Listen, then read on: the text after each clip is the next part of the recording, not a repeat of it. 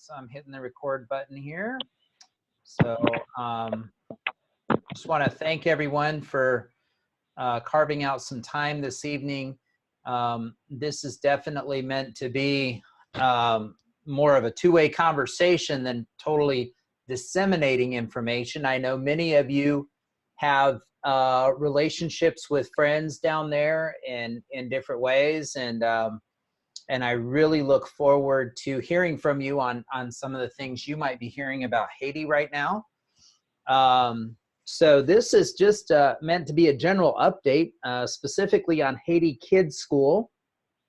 But as some of you may know, there's some troubling things going on right now in Haiti, and we'll try to touch on those and let you know what we know as it stands right now.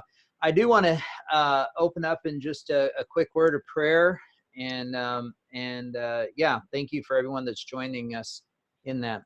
Lord, I do thank you for this opportunity to be a part of your work in many different ways, and the opportunity to see you work in the middle of turmoil. And I just thank you for all these people here that have joined us in this journey. I pray, Lord, that you'd give each of them wisdom and guidance. I pray that you'd give the board of directors wisdom and guidance for Haiti Kids School. And I really do pray for Pastor Saul, Lord. I know he's got a very difficult job right now. We just thank you for all these things. In Jesus' name, amen. All right. So I'd like to start off on kind of a fun note. We do have our new logo built here, and thank you to a good friend in Minnesota, Jeremy Elder, who tackled this, and Craig and Beth kind of helped push and guide in that. And so we're just grateful to have that up. You can check out our website at HaitiKidsSchool.com. We're doing some updates there. Just a little bit of background for those of you that might be new to Haiti Kids School. We, meaning kind of a couple of different people, and then dozens of people, and then hundreds of people over the past 10, 12 years, have been going to Haiti since 2007. And we've been working with this elementary school since probably more around 2010. Started off with 40 children and 5 to 6 teachers and administrators. And we're now upwards of 340 children as of the most recent roster in September, and upwards of 30 staff. And so this elementary school that we really strive to support and stand next to serves some of the poorest children in this region of Haiti. And so we've chosen to stand next to them and try to raise awareness, raise support, and help them out in their adventures as they seek to educate these children. When you're working in an impoverished environment like this, many times education is all that you have, and many of the parents there realize that and realize the opportunity here to provide that education for them. So we've been partnering with Lot Carey Church, which has an elementary school called Lot Carey School, and just trying to stand next to them in whatever ventures that they have going. This includes everything from a lunch program to woodworking class, computer class. We've done vacation Bible school here. We've provided healthcare. Many of you have been there providing health screening, healthcare, dental care at this very school. And so we're honored to stand next to them. And Pastor Saul has been the pastor at this church. I think he's going on 30 years now, and him and his wife help lead the elementary school, and very well respected. Just so impressed when we're in Haiti with his presence there. So I just want a special shout out and big thank you to most of you that are on the call right now. I realize you've donated in many different ways. Some of you are monthly sponsors. Some of you are sponsoring multiple children at one time. Some of you have gone as far as to give just very significant donations in times of crisis. And so, so this is definitely a team effort. We have a few of our board members online. I'm technically what they call an executive director, which means I don't vote, but I get to spend some money occasionally. I just want to acknowledge Craig and Dana and Beth here on the line with us. Are there any other board members on the line? I don't know that there are for Haiti Kids School. So we set off on the venture to try to create our own 501c3. We've been supported, if you will, through a 501c3 named Combi, and they're still taking very good care of us and helping us with the 501c3 and the nonprofit needs until we can get our full footing with our own 501c3. We've finished all the paperwork, and according to the state of Minnesota, we're good to go. We're just waiting on the federal government to give us one last little piece of paper, and then we'll be very official. So what's happening in Haiti right now? The economic situation in Haiti right now is a result of a couple of different forces that are colliding, and unfortunately the most vulnerable are suffering. And so, for instance, the kind of the last country on the planet that would lend Haiti money and or help Haiti with things like fuel, lending them fuel or selling them fuel at a reduced rate with the intention of payback or investment in their economy, was Venezuela. And Venezuela is, as many of you know, is no longer able to do that for anybody, to include themselves. So a lot of things financially have been boiling up, if you will, over time. For instance, about a year ago, they tried to raise tax. The Haitian government tried to raise the tax on fuel because they knew if they didn't, that fuel shortages would just become overwhelming. And so when they tried to do that, the general population was unhappy and called for the prime minister to step down. The prime minister did step down, and now, as he predicted, Haiti is in crisis, and now they want the president to step down. The president has worked very hard in Haiti to do a number of different things to try to improve the economic situation. And I'm sure he's made some mistakes along the way. I don't fully understand all of them, but I do know that many of the politicians that oppose him have worked hard to incite unrest, and this unrest goes as far as to blocking roads and not letting people travel and do their business. So what this means for the people that we serve, most of these families live on $1 or $2 a day, and they survive by selling things like a bar of soap to their neighbor. Well, if their neighbor has no way to get the supplies that they sell, whether it be charcoal or mangoes or bread, then they have no money to buy that bar of soap, which means that person has no money to go buy food. So these protests have, while they are sending a clear message to the government, they've had a very direct impact on the people that we serve. Leogane, like many other cities, and I did the best I could to find pictures to tell this story. So I'm not exactly sure of exact locations, but this does resemble what we might see in Leogane. Leogane, like many other cities, is struggling with fuel issues.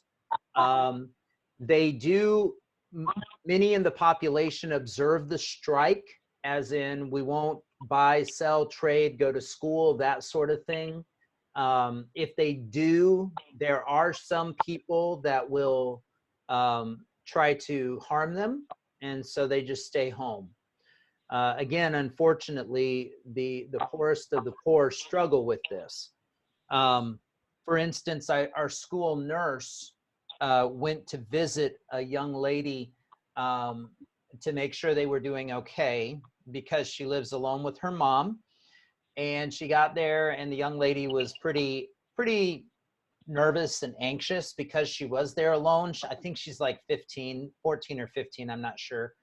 And the school nurse wasn't able to find the mom. She was out trying to find a way to get some food for them, and knew that that was a risky adventure, but they had to do something. And so so Leogane, like many other places in Haiti, is struggling with the poorest of the poor trying to figure out how to get what they need. Now, I did hear from two of our friends this morning that this weekend went pretty well. They actually did open the market. They actually did get to go to church. They still did not have school today. And so, so hopeful signs, yet at the same time, we're kind of watching to wait and see what happens. Now, at Lot Carey School, they have not been in school for a few weeks now, and I am not sure exactly how long. I asked my school nurse today. He says he doesn't remember. Poor guy. His name is Benson, by the way. Some of you may have remembered Benson.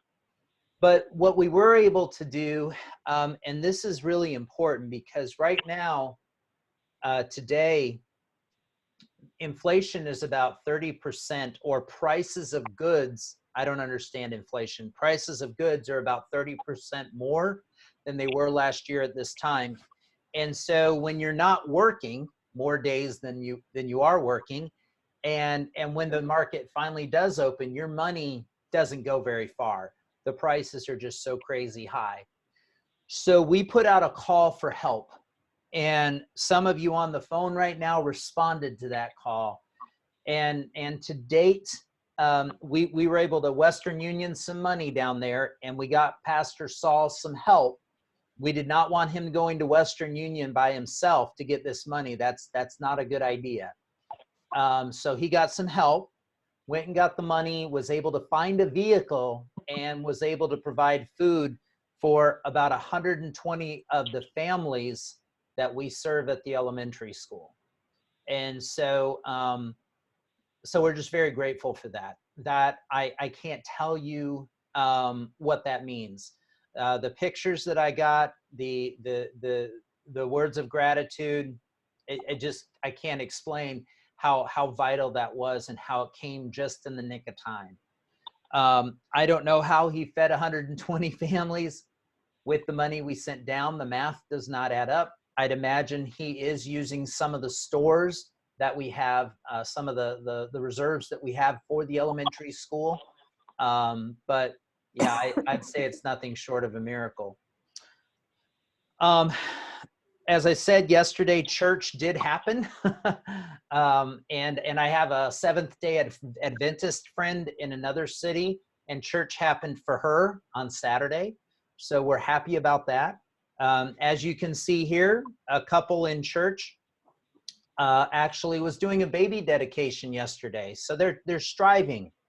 They're striving for normalcy, and trying to find normalcy in these dire times. And so yeah, we're grateful for that. So what can we do? You know, I think, you know, and I don't want to be tongue in cheek, but in times like this, it definitely is a time for prayer. And definitely specifically for individuals that you might know. For instance, if you're sponsoring a child, pray for them. If you're friends with 1, 2, 3 of the nurses down there, or your translators, pray for them. I talk to Nadej a lot. Many of you know Nadej. I talk to her a lot. She is in a bigger city called Carrefour, and she keeps me posted. There are some days where she cannot go out. There are some days when they can't get care that they needed. Nadej contacted me when her uncle was in the hospital and having trouble breathing because of a tumor pressing on his windpipe, and just let me know what was going on with him. And eventually that day he did pass away. So they're able to get to care sometimes. They're able to get the things they need sometimes, and other days it's just better to stay at home. So definitely be praying.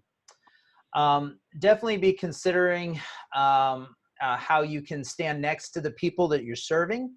I believe I have a PowerPoint issue here, but this is a young man, Ville. He's one of the teenagers at our elementary school, and I just love working with him because he's always such a great guy, always so helpful. He works hard, he studies hard. Pray for him, because when you're a teenager in this environment, it's a very hopeless situation. Teenagers want to dream, they want to look to the future, they want to have fun, just like our teenagers here at home. And he's kind of trapped. And so he was one of the families that we were able to offer food to, and get some food to him and his dad. They don't live with their mom. So it's very helpful that you're able to help with whatever type of support you're giving. If you can do more and want to do more towards the emergency food relief, Pastor Saul he acknowledges that he's not going to be able to help all the families.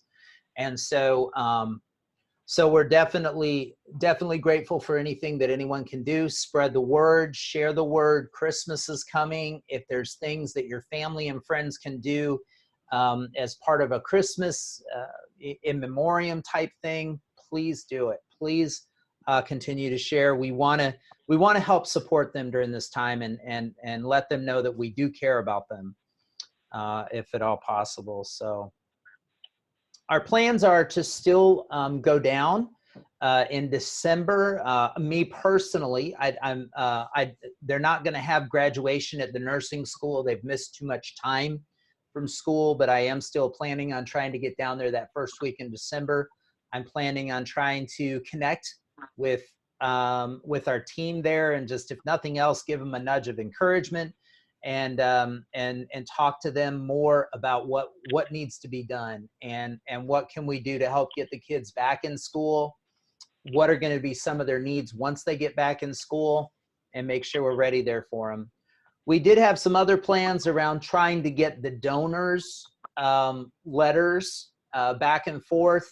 Again, that's a little bit tricky right now, but we're hopeful that we can still kind of do some of that. This is Wedson. Wedson always is ready to offer a smile and play a game or two, and we were able to get his mom and him and his two brothers some food. So that's a big deal there. And again, I'm very grateful for that. So this is a Sambo. This young man is actually sponsored by my relatives, my cousin in Maryland. And they have a little boy the same age. And he just always makes me smile, even though he refuses to smile for the camera. So I thought that was a good place to start our Q&A, thoughts, ideas, suggestions. Maybe you've done something before with another organization. I don't know. Ideas, questions, thoughts. As of right now, you're still planning to put together a trip for March. Just wait and see how things go. Yeah, and we definitely are still headed in that direction. Things change, as you know, and we still have every intention of going down there. So I think it'll be important for us to work with these kids. I think this time of stress, as far as everything from you know, food insecurity to health, not being able to get to the doctor, that sort of thing. I think there's going to be a lot of needs in March. And so we're really hoping to get down there in some way, shape, or form. Tim, I have a question. Yeah. I know with the holidays coming up and everything else that, you know, I really hope to reach out to more people and see if we can't get more funds going that direction. And I know a common question that people ask when they're donating to an organization they're not familiar with is how much of every dollar actually makes it to Pastor Saul and makes it to the kids. Do you have any idea on that? Yeah, we're very close to well over 95, if not 100%. Beth, Craig, anything? Boy, pretty minimal. I mean, I would say we're pretty frugal. We really spend a lot of time checking out any costs of things. I mean, there's still some, a subscription for us to be able to, that we're going to move into, to be able to accept credit card payments and manage the kids and match up sponsors, but that's a very minimal cost. Maybe some postage. Yeah. And we really try hard. A good majority of that is already donated and or somehow covered another way. Go ahead. There's definitely a corporate sponsor who helps, you know, cover a lot of these additional costs. Yeah. So we try to get as much of it down there as possible. Thank you, Karen, for that question. Yeah, well, especially, yeah, the individual donor money was definitely going. That's closer to being pretty much all of it's going. The corporate sponsors takes care of a lot of additional administration fees and these other things. So we thank them and appreciate everything that they do. No. So I don't know. So best route of donation still then is straight through the convent site? Yeah. When you go to HaitiKidsSchool.com and click on donate or giving, make sure just that you're selecting Haiti Kids School in the project listing, because Combi supports a lot of projects, and all their projects are great, of course, but obviously I'm a little biased, but yeah, they definitely select the Haiti Kids School project whenever you go in there. And just make sure. I think it's set up like if you go to give a special donation, it might be set up for $35 a month. If you want to do just something one time, make sure you change that monthly, unless you would want to do it monthly, and we won't argue with that either. But yeah, just I think it's set up monthly thing. So. And Tim, do you have a fistful of flyers you can bring to me this week in Louisville when I see you? I do. That would be great. I absolutely do. Yeah. Good reminder. Kid sponsor cards too. Those would be good. Okay. Flyers and sponsor cards for Karen. I can do that, Karen. Thank you.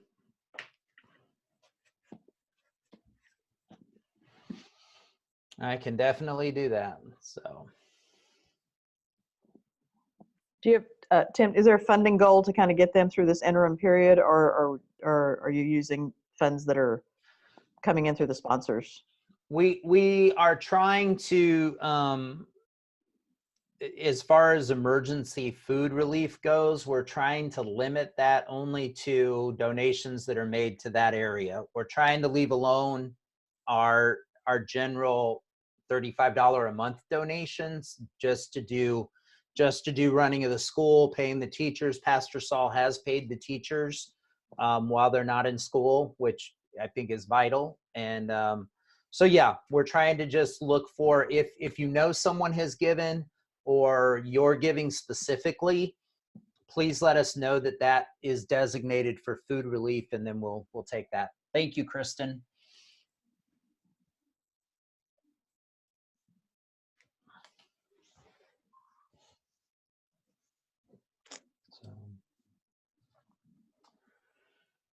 Yeah, well, I really appreciate you guys being willing to listen.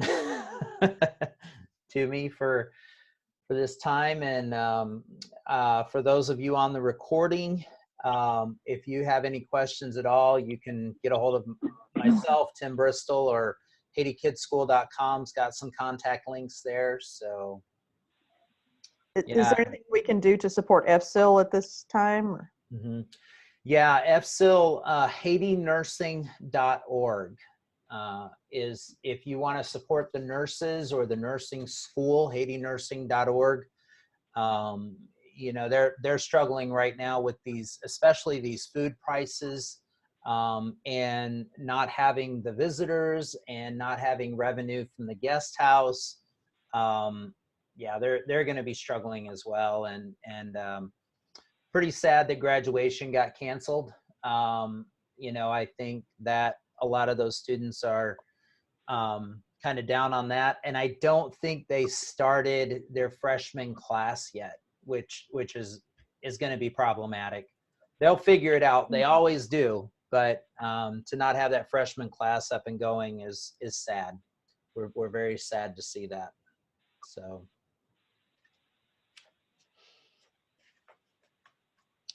I know that the hospital in Leogane unfortunately made it into the New York Times.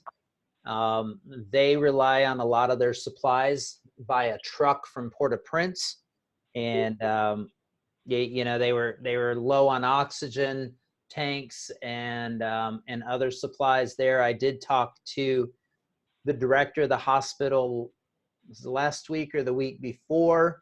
He said some supplies did come through, and he's grateful for that. He said they're just not able to provide full care that people need, obviously, coming in the door, and a lot of delayed care. When you're not sure if you should travel on the road, you delay going to the hospital when you maybe should have. And so so they're kind of they're in a bad way too. So, but yeah, let's just pray for a quick resolution to this, and provide support that we can, and go from there. So.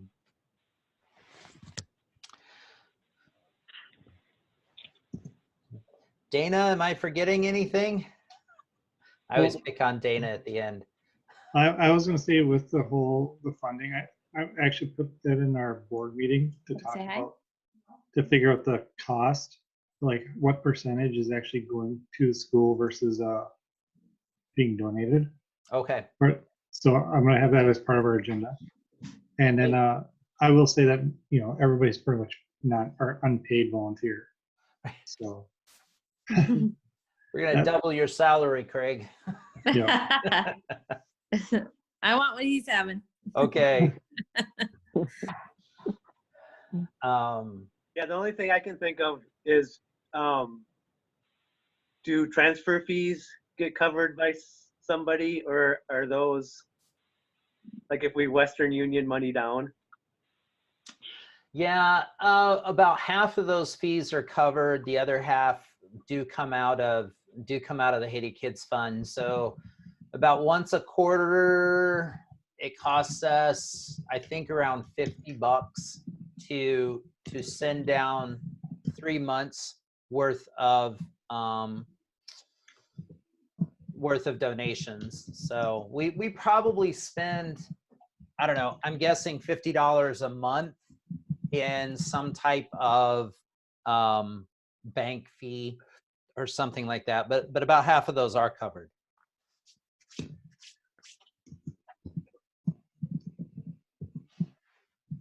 Good question.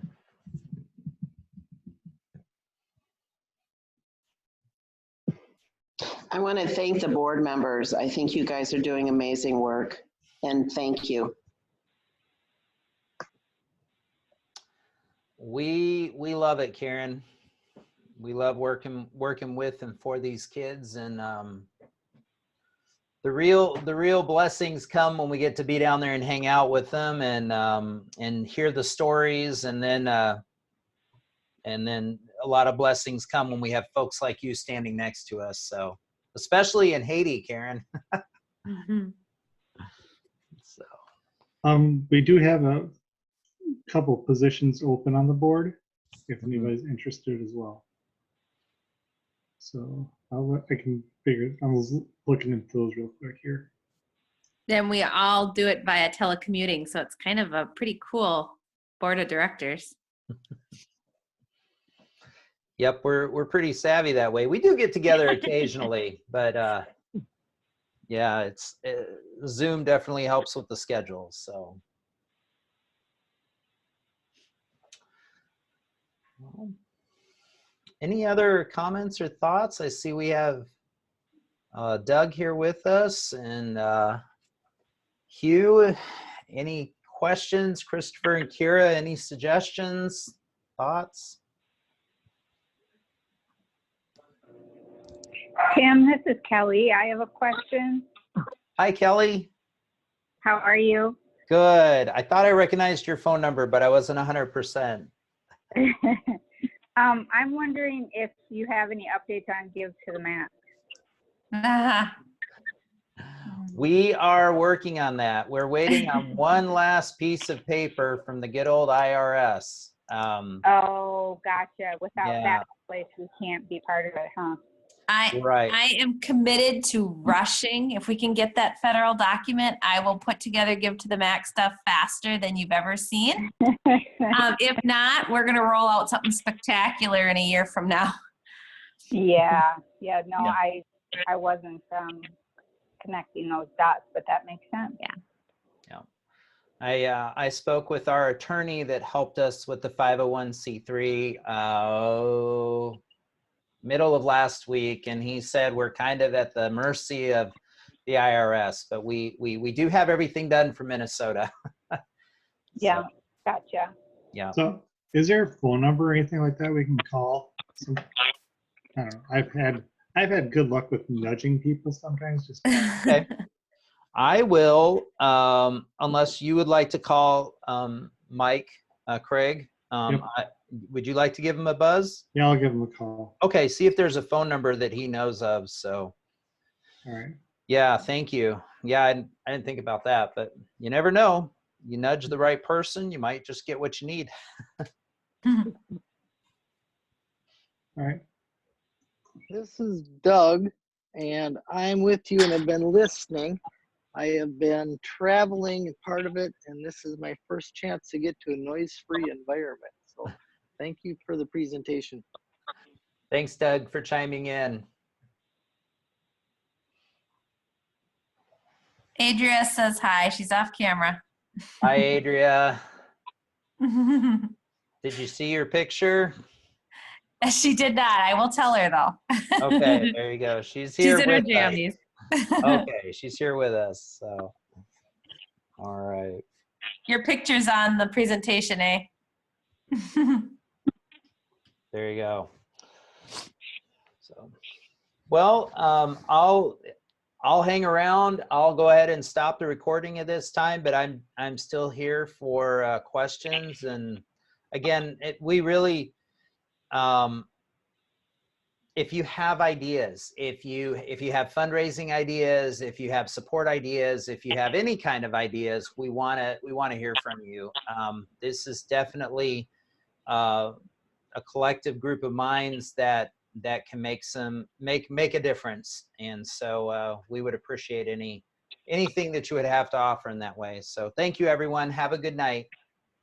Thank you.